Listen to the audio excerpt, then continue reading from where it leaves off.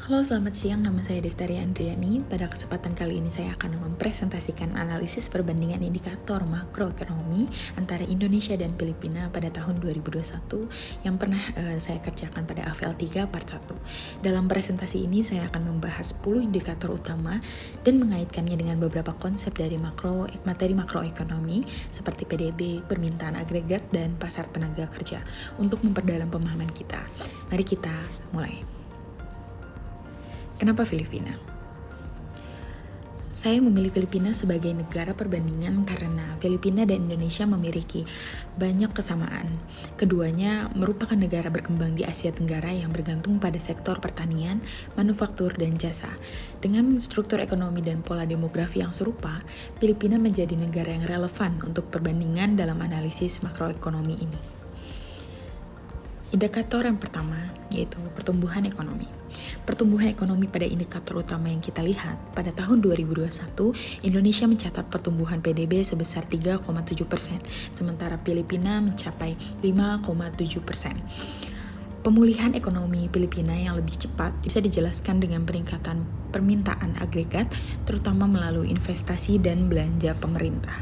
Dalam materi sesi 10, permintaan agregat dipengaruhi oleh konsumsi, investasi, pengeluaran pemerintah, dan ekspor neto.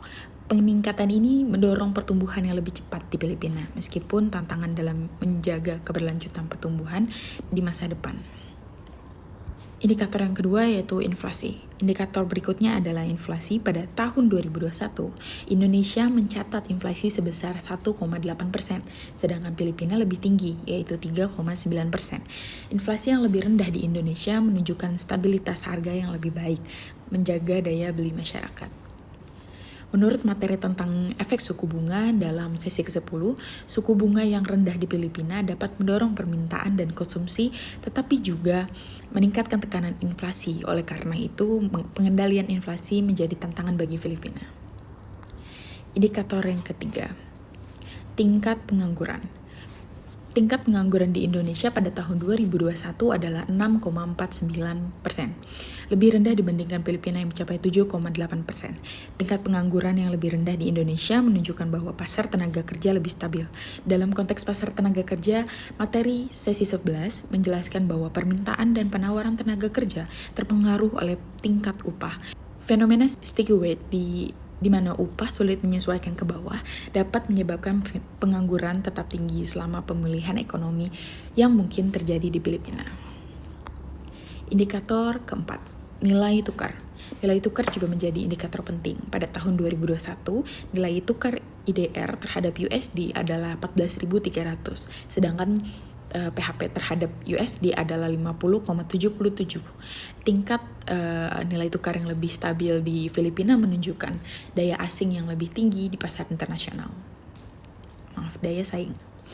Dalam materi sesi 10, kita melihat bagaimana nilai tukar yang stabil mendorong ekspor neto, meningkatkan permintaan agregat, dan mendukung pertumbuhan ekonomi. Indikator yang kelima, suku bunga acuan Bank Sentral. Indonesia memiliki suku bunga acuan sebesar 3,5%, sementara Filipina memiliki suku bunga yang lebih rendah yaitu 2%. Suku bunga yang rendah di Filipina bertujuan untuk mendorong investasi dan konsumsi, tetapi ini juga meningkatkan resiko inflasi. Menurut efek suku bunga dalam permintaan agregat, suku bunga yang lebih rendah membuat investasi lebih murah, meningkatkan pengeluaran dalam ekonomi.